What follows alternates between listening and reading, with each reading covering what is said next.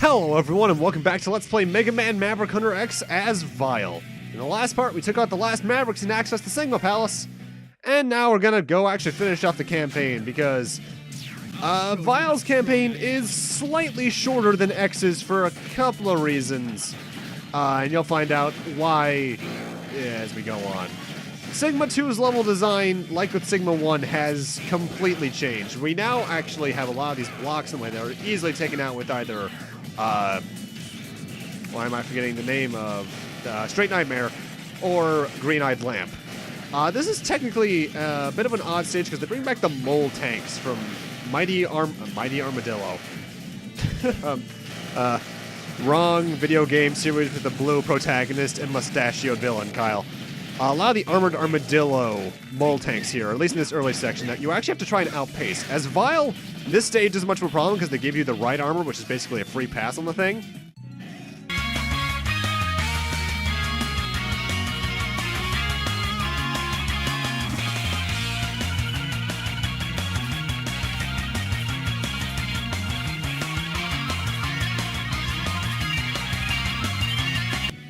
But as X, they're going to have us do some other stuff later. And now time for the closest thing to the original Sigma 1 in the game, really, past this intro. Because we have to do the old platform climb. However, it's nowhere near as bad, because these platforms actually work now. And by that I mean, you can dash off them easily when we get to X, and Vile, who doesn't have a dash, has no issue getting around on them. The decreased speed probably helps a bit with that, admittedly. I'm not sure if you can climb this wall like you can the one in the original Sigma 1, though. Also, since we're not going to hear many other remixes in the game from the original X1 until we get to the X playthrough, gotta say, the remixes got good treatment.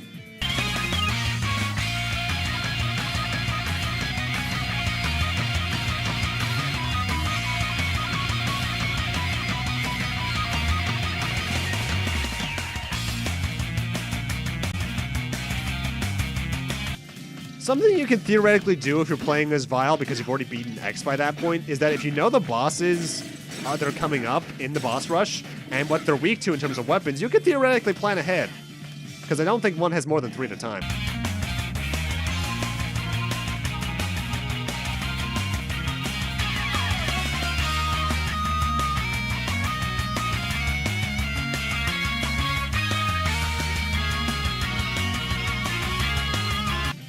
And if coincidentally the boss at that stage, at the end of the stage, is weak against the same thing as one of the Mavericks, hey, even better. Either way, I'm getting very dangerously close to death, but hey, an extra life, I'll take that. I actually get pretty good extra life drop luck in the entirety of the game, which is kind of surprising. Though, there's something weird about seeing Vile's head as an extra life, because it just looks like a bucket. Either way, the boss of Sigma 2 is going to be the same as it was before. It's time for Rangda Bangda, who has seen a bit of a change this time around. While he still has his eyes which do their own attacks and the nose, the eyes are a bit different. Red is now the one that'll move towards you and fire shots. Blue moves towards you, and green fires shots. However, they do so at slightly different speeds and rates than they did in the original game. Every, I think it's roughly 2 or 4 eye uses, he switches to his nose once again, which, as it was before, will bounce around this little narrow hallway over spikes. I don't think it has a projectile like it did in the original, but it also moves slower. However, something that they add to this version of the fight is that now, if you destroy the nose while you're fighting, well, one of the eyes is still around, rather, or any of the eyes, rather, the room will not stay cooped around the spikes. It'll still be smaller than it is right now. It'll be roughly 1/3 smaller, but you at least have more room to maneuver. I think it might happen during this exact fight, actually. I think it happens during the X one for a fact, but we'll see that later. Rangda Bangda. Oh, no, there it is right there. So, yeah, they actually give you some room to maneuver, but then you stupidly run into spikes, and then you just kind of hate yourself a little bit more than usual. Really, though, Rangda Bangda, easier than he was in the Super Nintendo version in some ways, a bit harder in some others because he moves a bit faster. Vile doesn't get to take advantage of a weakness, obviously, so there's also that to kind of assist in the difficulty. Also, I don't think I mentioned it, but I really like Vile's stage clear theme, as well as his little cackle at the end. God, Roger Rhodes does such a good voice for him. Oh, gee, that's different. I wonder who that boss is. if it's not entirely obvious, Sigma 3 is going to go through a bit of changes beyond the normal level design changes. Though I have to admit, I actually prefer the way Sigma 3 looks in this game compared to how it looked in the original X1. Because here it has more of a regal hallway look, whereas in the original it just looked like some random factory hallway, really.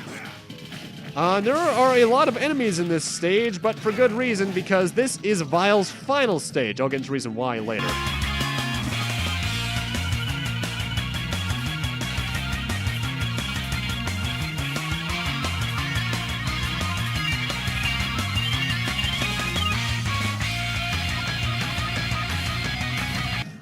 Also, I know I mentioned a lot of voice actor tribute throughout the game, but I forgot to mention Chill Penguin is voiced by Dean Galloway, who voiced Roshi in I think the original Dragon Ball dub in GT.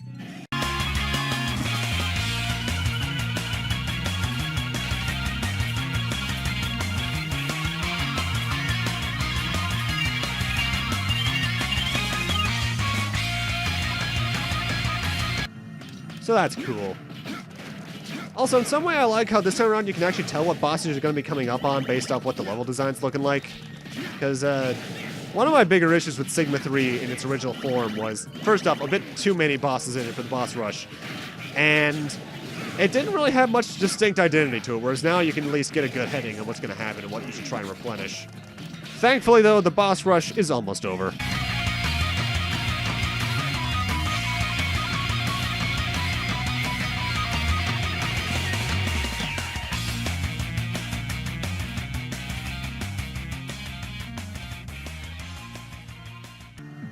For some reason, X8's soundtracks is one of those that I always kind of associate with a certain instrument. Kind of like how in the original Pokemon Gen 3 it was always trumpets. X8 is very electric guitar heavy, in a way kind of oddly similar to X3. But I'll talk more about that when I hopefully eventually get to X8. That maybe might happen with my next computer, who knows? Also...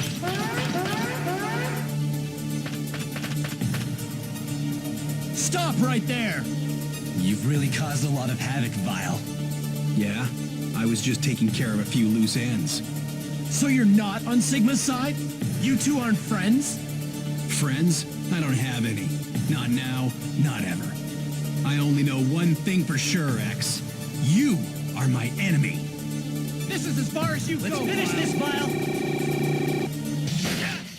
Final boss for Vile's campaign is X and Zero, and these guys can be a bit of a tricky bunch. Their health can go down pretty quickly on normal mode, but they have a lot of attacks. X can charge his Buster, shoot it normally, charge alongside with Zero to do a bit of a 1-2 combo here, which homes in on you like certain other games later in the series.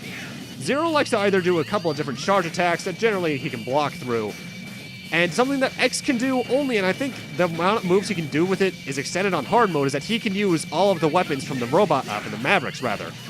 Primarily, I generally see him use Storm Tornado's charge attack, like I think he's about to do now, actually. But otherwise, this final boss can be easy or hard, depending on how you go about it and how many sub-tanks you have. If your damage output's good with good weapons, it can be pretty easy, but if your defense isn't looking good or your health, it could potentially be harder than the final boss in X's campaign, in my eyes, honestly, because there's a lot more going on in it. But either way, it's honestly a really fun treat to be able to fight X. I think they also get slightly more powerful depending on who you kill first in the fight.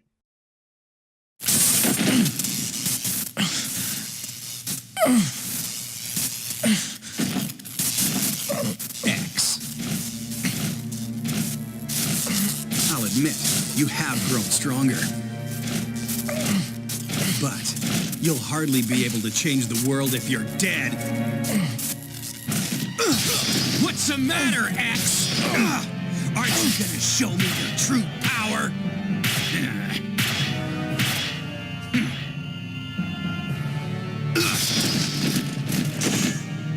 Wimp to the very end, huh? End of the line, X. Change the world? Sounds like Maverick talk to me. Let's go! X, shoot now! Not a charge shot!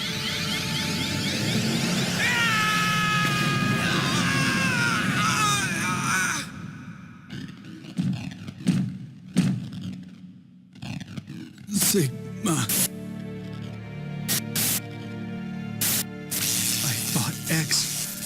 but I still don't understand. Why him? What's so special about him? What exactly did you plan to do, Vile? Would you stand before me as a Maverick hunter? Kneel at my feet and place yourself at my mercy? What did I plan to do? Thinking about it now, I'm not actually sure. Retrieve Vile. I don't care what happens to this world. By defeating X, I have validated my own existence. And that's all that matters to me now. My name is Vile. I am...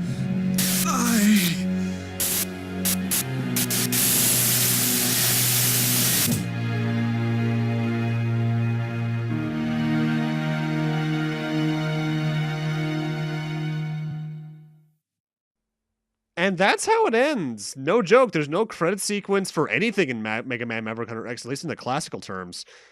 But yeah, that's the Vile campaign. I really like it. Story-wise, it's obviously just a what-if scenario.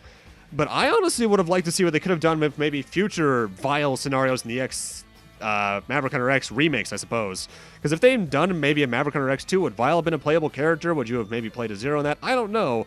But I would have really liked to see where they go with this, because the thing is about Vile is that he was very bland until X8, at which point he actually became a very entertaining character. I would have loved to see his interactions with some of the later Mavericks that, you know, actually had character, like X4. Imagine him versus Magma Dragoon. Ooh, that would be so cool looking. But yeah, that's the Vile campaign. Coming up next tomorrow or Monday, whenever this gets uploaded, is going to be the Day of Sigma OVA that is held within the game, yet you also get for beating the game along with the Vile campaign. One final thought I can say about Vile, honestly, if the stage design didn't impress you by looking at it, I can assure you playing as Vile is almost worth a purchase of Maverick Hunter X alone, because he's such an interesting playstyle. He's not like Axel would be in X7 onwards, Zero at all in his own games, or in X4 onwards.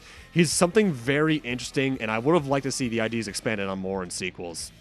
But yeah, thank you guys for watching, and I'll see you guys in the Day of Sigma.